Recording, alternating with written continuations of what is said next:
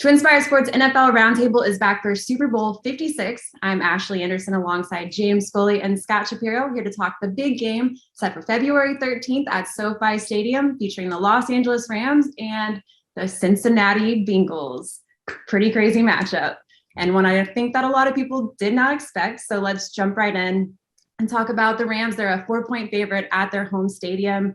Are you all willing to lay the points with the Rams? How are you going to bet this game? Let's start with our resident member of Who Dey Nation, James.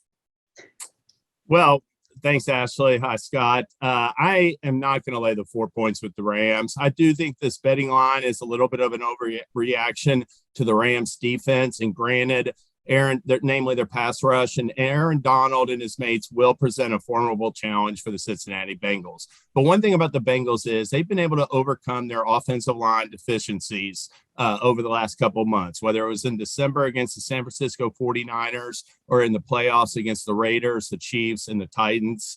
Joe Burrow's been able to make the plays. He has incredible poise. He makes incredible decisions. And he just has this intangible factor where every single player on that team is playing their best football because they believe in him. He's a true leader. But the one element that one factor that's played an important part in the Bengals' success has been their defense's ability to force turnovers. In the postseason, no team in the postseason this year has been better at forcing turnovers than Cincinnati. They have 2 takeaways against the Raiders, 3 interceptions of Ryan Tannehill, and they intercepted Patrick Mahomes twice in the second half in overtime. That's 7 takeaways. One characteristic for the Rams is that they give the ball away. I mean, they've got 5 giveaways in the last 2 games. Over the last 7 games, they've got 9 interceptions and 5 fumbles.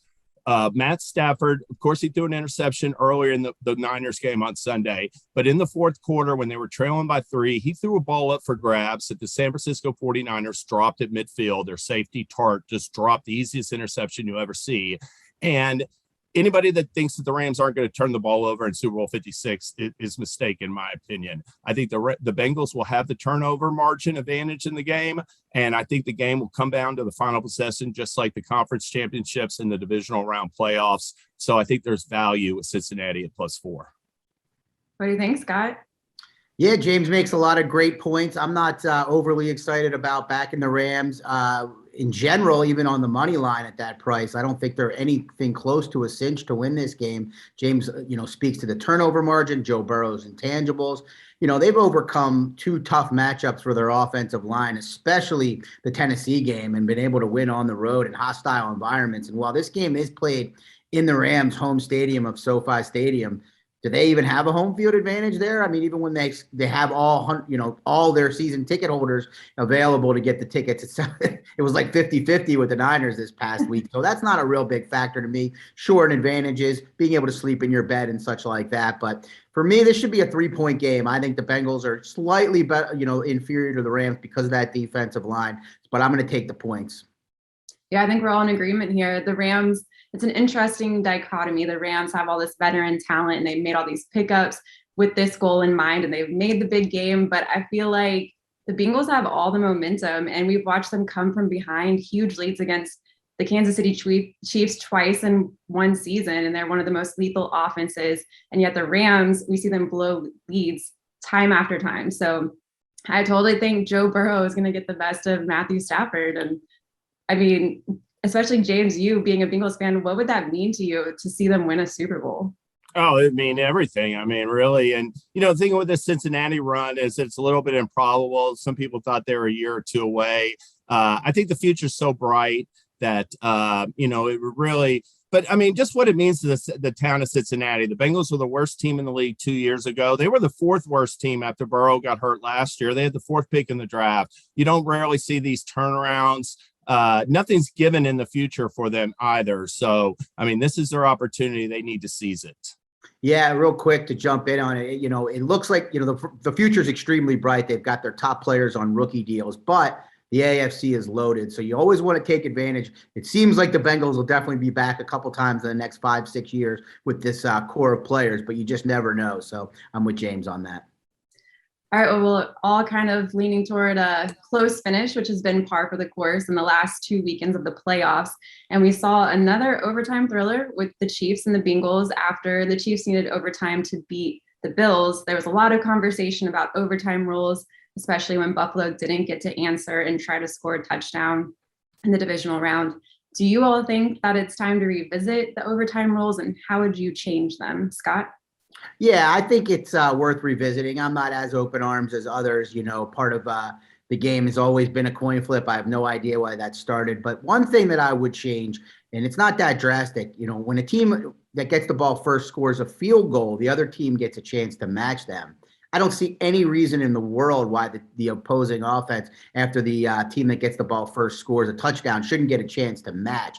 That doesn't make any sense to me. I understand a lot of people want to play a full fifth quarter. That would require some approval from the Players Association, amongst other situations. It's not as easy as it might seem. The players in the thick of the moment would want a fair shot, but I think overall there's more to it in terms of business. But for me, just give both teams a chance to score a touchdown. If the first team scores a touchdown, no difference than a field goal.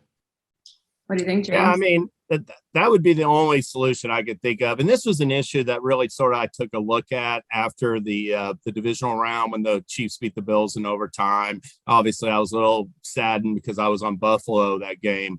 But one thing I will say, though, is that I do think that the conference championship showed that, there's nothing that's guaranteed. I think that the system they have now, eliminating the possibility for a quick field goal by the team that wins the toss, is a fair system. Kansas City won the toss in both overtime session. They won one, they lost the other. It worked out, I thought, perfectly in a sense. And I just think anything that leads to extra possessions isn't necessarily a good thing. It has both injuries and, like a carryover effect potential, and that wouldn't be a good thing for the league in the postseason, I don't think. So I'm good with the overtime rules as they are now. If they wanted to make a slight tweak, like Scott said, I could see it. I feel like in the playoffs, though, when you watch the Bills-Chiefs game especially, it was so heartbreaking to see both teams go back and forth, especially those last 2 minutes, and then to see the coin toss, and everyone just felt it. Whoever wins this coin toss is going to win the game. I would argue, yes, you should let the other team answer with a touchdown in the first possession. What do you think about taking away the extra point and just making it 2-point conversions from there? Do you think that would shorten the game a little bit? It has the potential to do so, but I think that that Bills Chiefs game was an anomaly where teams just, all the defenses gave it their all for 3.5 quarters against the two probably best offenses in the NFL, and were just absolutely gassed at the very end there. As James mentioned, the Chiefs, Tony Romo, a lot of respect for him, but acting as if the Bengals should let the Chiefs score, because it was such an automatic that they were going to get in and then the Bengals could score, kind of thinking like this is a video game like that Bills Chiefs was. I just think that game was an outlier. There's very few games where it's just an automatic touchdown on whoever gets the ball. For what it's worth, there's only been one Super Bowl to go to overtime. You can get plus 1,200 odds on this Super Bowl going to overtime. Any takers? I'm intrigued by it, Ashley. I am. I like I said, I think that this game is going to come down to the very end of the fourth quarter. It's going to be settled by a field goal or less. It has that feel to me. So that makes overtime a real possibility. We've seen it multiple times already in these playoffs. These teams are just like really are evenly matched. I mean, both teams, the Rams have 5 losses, the Bengals have 7 losses. This will be the first time in Super Bowl history where both teams in it have at least 5 losses. So, I wouldn't be surprised if this game was like tight late, and that makes overtime at 12-1 odds a little intriguing to me.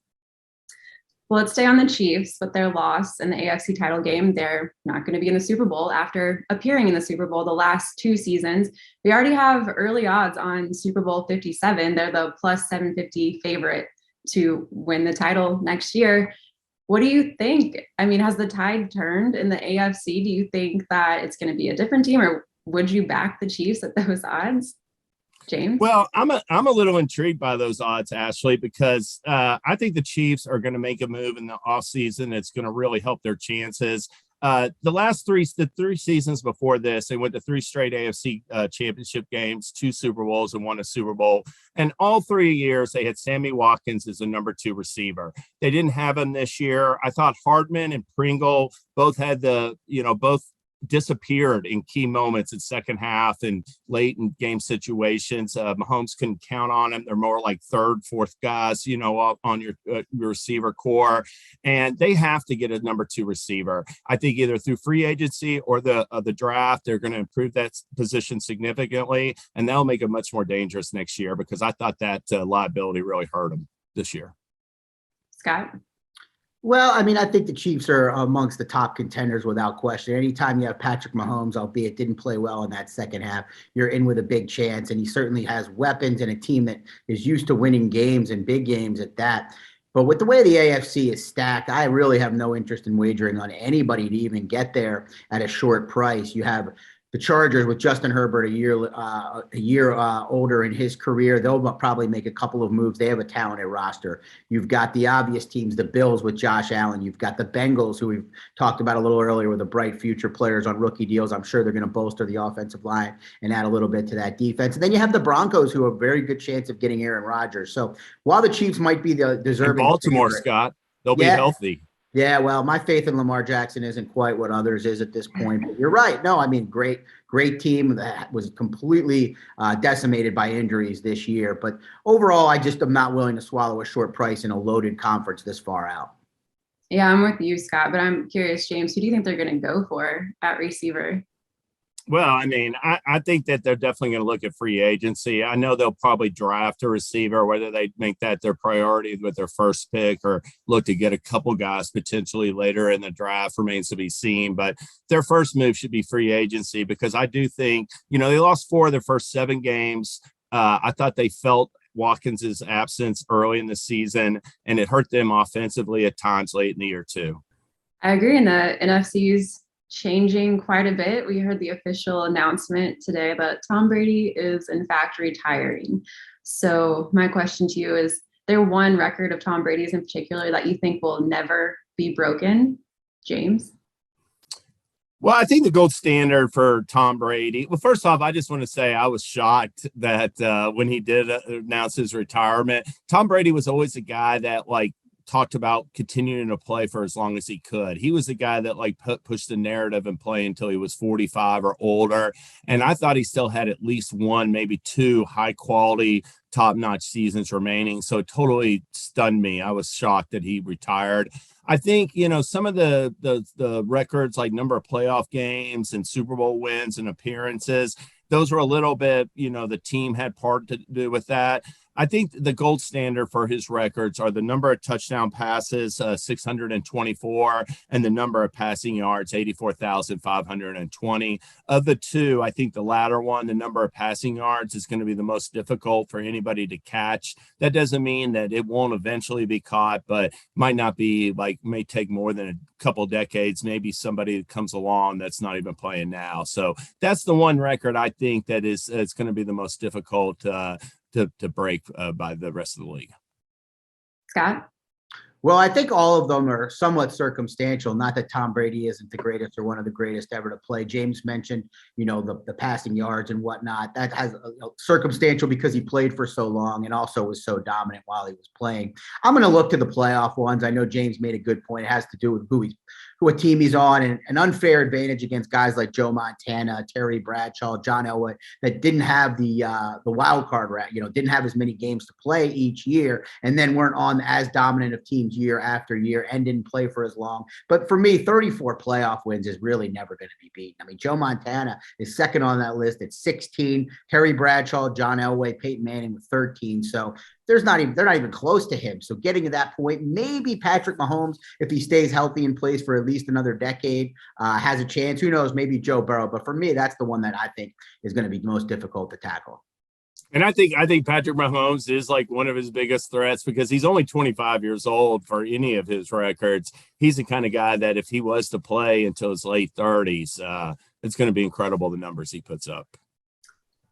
Well, I definitely think the 7 Super Bowl titles by a quarterback, we thought maybe Patrick Mahomes would be that guy, but we just talked about how the Chiefs, the last 2 seasons, they haven't been able to win a Super Bowl title. So I feel like that train has, left the station. But Joe Burrow, I mean, he could win a Super Bowl in his second season, which is very Tom Brady-esque. I just don't know if I see him winning 6 more after that with Zach Taylor as opposed to Bill Belichick on the sidelines. The one advantage that Tom Brady has with all these Super Bowl, any record really, is his game was not reliant. He started playing before the mobile quarterback and whatnot, and his game was reliant on his footwork and his, mental capacity to avoid, move up in the pocket and whatnot. But it was never based on him being extremely mobile. Whereas Mahomes, he's not like Josh Allen or Lamar Jackson or, like that. But we saw how much his mobility matters to him. And Joe Burrow, the same. Some of his biggest plays have to do with his mobility. So if these guys get hurt at all, it's going to take away from their upside. I'm sure their mental capacity will continue to grow as they see defenses and play more games. But that is a part that I think that they're relying on that Brady was not. And I think that'll make it that much harder to match one of Brady's records, which is that he won a Super Bowl title and MVP at age 43. I just don't think that's going to happen again. And also an interesting note, after age 40, he threw for 22,938 yards. I don't think we're going to see that again either. I could be wrong. Incredible. But I got my fingers crossed on that Bengals comment you made. Maybe Joe Burrow. Yeah, you never know. He does have that confidence and, kind of that killer instinct. So I really hate comparisons to Tom Brady. And I used to, growing up, hated comparisons to Michael Jordan. To me, they're my GOATs growing up. So I didn't like the Joe Burrow comparisons when he got drafted. But I don't know. I'm starting to kind of change my opinion. I really like Joe Burrow, so he could pretty early in his career. I know. But what he's done this season, it's really hard not to have a whole new level of respect for him. So, who day? Well, who day? Well, that's all the time we have today. Be sure to check us out next week. Scott's sitting there laughing. You're not going to get on the bandwagon, are you? I'm not a big bandwagon believer, but I'll be pulling for the Bengals both because I'll be taking the points and also for my friends like James, some loyal Bengals fans that deserve this. All right. Well, be sure to check us out next week. We'll have one more preview to get you ready for Super Bowl 56 and head to TwinSpires Sportsbook for all the latest Super Bowl 56 odds.